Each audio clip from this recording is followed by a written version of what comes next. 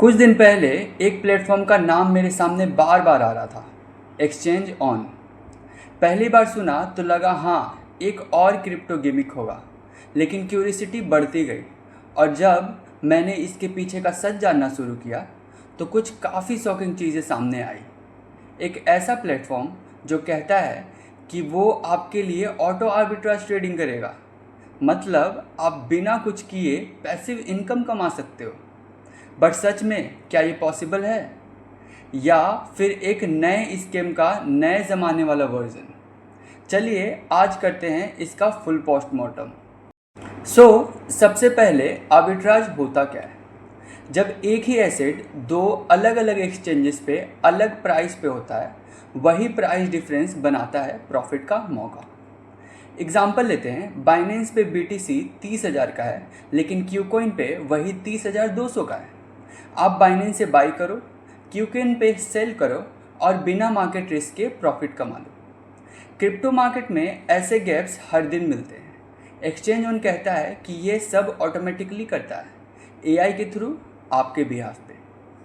Sounds exciting right? लेकिन असली सवाल ये है, ये कैसे करता है और किसको लेके चला रहा है? एक्सचेंज ऑन एक AI पावर्ड आर्बिट्राज प्लेटफॉर्म है।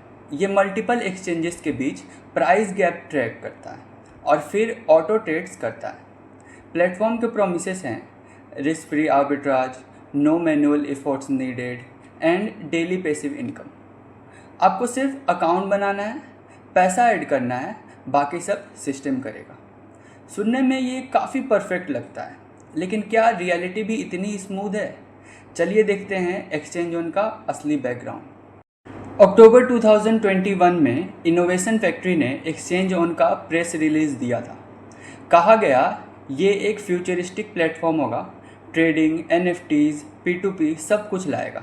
लेकिन जब हम साइट देखेंगे, ना फाउंडर का नाम है, ना कोई सपोर्ट कॉन्टैक्ट, ना लिंक्डइन प्रोफाइल और ना regulatory licence. Domain WHOIS data भी प्राइवेट है, ट्रांसपेरेंसी ऑलमोस्ट ज़ीरो। अब सोचिए, जो कंपनी पैसा हैंडल कर रही है, अगर उसका बेस ही अनक्लियर हो तो ट्रस्ट कैसे बनेगा? अब बात करते हैं कुछ सॉलिड स्कीम इंडिकेटर्स की। रजिस्टर्ड किसी भी फाइनेंशियल अथॉरिटी के अंडर नहीं है।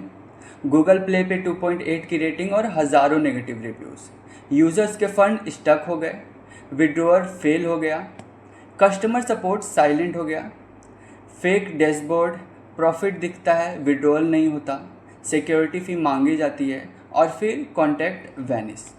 ये सब क्लासिक पॉन्जी सिग्नल्स होते हैं। कुछ अर्ली यूज़र्स को थोड़ा पैसा मिलता है ट्रस्ट बनाने के लिए, फिर बड़े फंड पे ब्लॉक।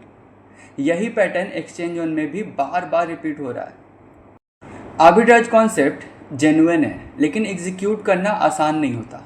एक्सचेंज APIs में लेटेंसी आती है, लिक्विडिटीज़ इश्यूज होते हैं, फीस लगती है और फास्ट ट्रांसफ़र होना भी ज़रूरी है। ये सब तभी काम करता है जब सिस्टम टॉप लेवल प्रोफेशनल हो।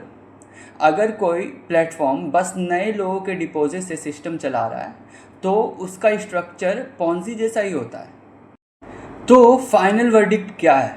एक्सचेंज ऑन का आइडिया ब्रिलियंट है, लेकिन एग्जीक्यूशन, ट्रांसपेरेंसी और ट्रस्ट ये तीनों मिसिंग है।